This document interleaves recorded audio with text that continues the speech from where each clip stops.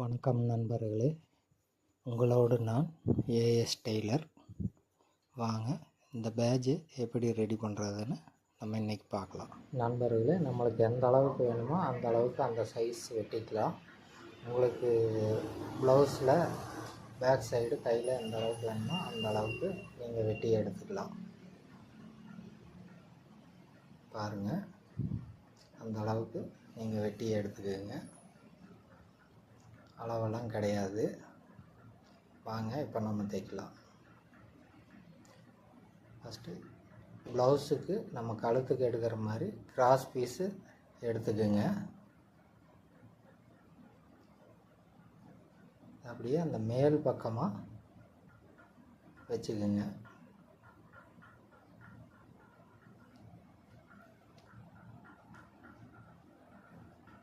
வச்சுட்டு அப்படியே குதிரை பொறுமையாக தைச்சிக்கோங்க. அப்படியே குதிரை மிதி எடைங்க வாங்க, குதிரை எடைன்னு சொல்லுவோம்.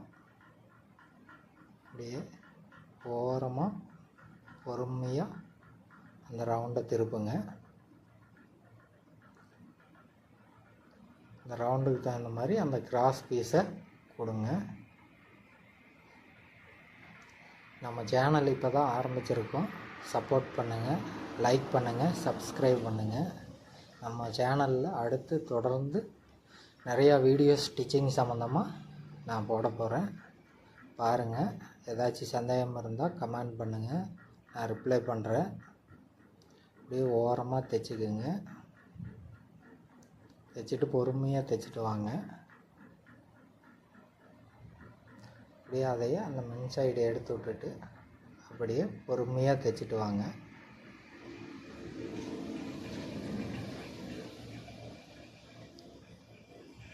பொறுமையாக தைச்சிட்டு வாங்க.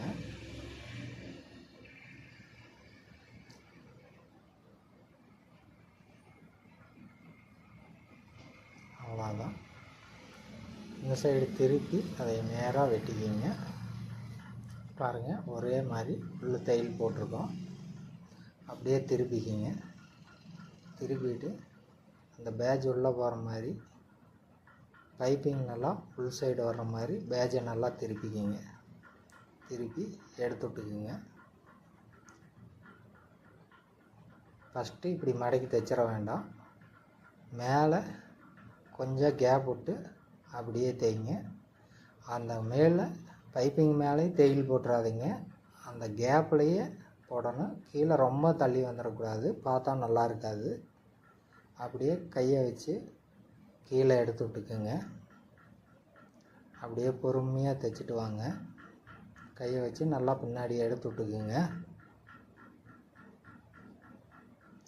பொறுமையாக தைச்சிட்டு வாங்க.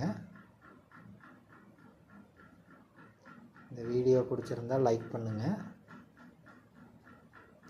பொறுமையாக தைச்சிட்டு வாங்க. அந்த ரவுண்டை கீழே கை வச்சு நல்லா எடுத்து விட்ருங்க.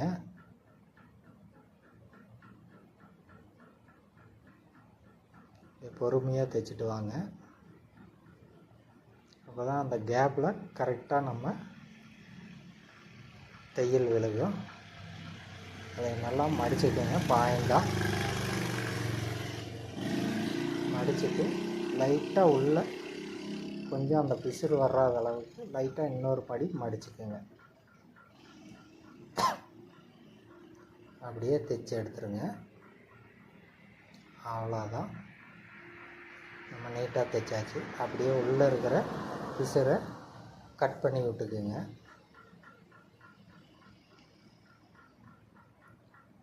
எல்லா பக்கம் சுற்றி நீட்டாக கட் பண்ணி விட்டுருங்க. அவ்வளோதான், நம்ம ரெடி பண்ணியாச்சு. ஏற்கனவே ரெடி பண்ணி வச்சுருக்கிற அளவை இப்படி ரெண்டாக மடித்து அதுக்கு ரெண்டாக மடித்து தையல் போட்டு அது என்ன அளவு இருக்கோ சென்ட்ரு அந்த அளவு மார்க் பண்ணிக்கிங்க. கரெக்டாக மேலே கீழே எச்சு கம்மி இல்லாமல் கரெக்டாக வச்சு மார்க் பண்ணிக்கிங்க. அப்போ தான் பார்க்குறக்கு ஒன்று போல் நல்லா அழகாக இருக்கும். இப்போ நம்ம தையல் போட்டுக்கலாம்.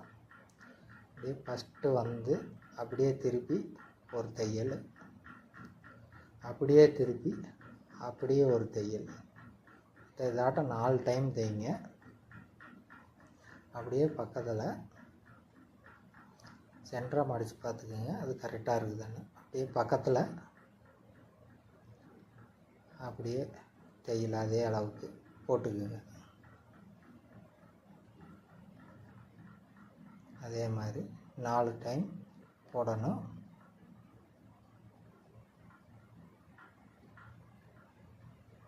இது மேலேயும் கீழ் சைடும் லைட்டாக எச்சு கம்மி இருக்கணும். மேல் சைடு பெருசாகவும் கீழ் சைடு அதை விட சிறுசாகவும் இருக்கணும்.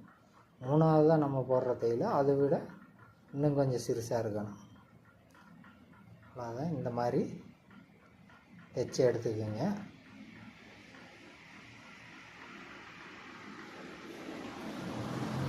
பாருங்கள், அதே அளவுக்கு அந்த சைடும் மார்க் பண்ணிக்கிங்க. அப்படியே நேராக தையல் போட்டுக்கோங்க. அப்படியே திரும்பாமல் நேராக ஃபஸ்ட்டு எப்படி தைச்சோமோ அதே மாதிரி தைச்சிக்கோங்க.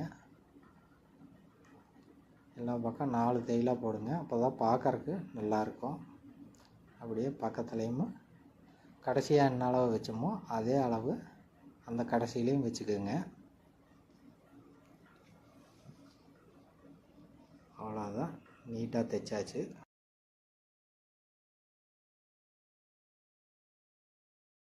நண்பர்களே பாருங்கள், நம்ம தைச்சி எடுத்தாச்சு. அவ்வளோதான், இந்த மாதிரி தைச்சி எடுத்துக்கலாம். இதை நீங்கள் ப்ளவுஸோட கைக்கு இல்லை பேக் சைடு சுடிதாருக்கு இந்த மாதிரி நீங்கள் இந்த பேட்ச் ஒர்க்கை நீங்கள் யூஸ் பண்ணலாம். நன்றி நண்பர்களே.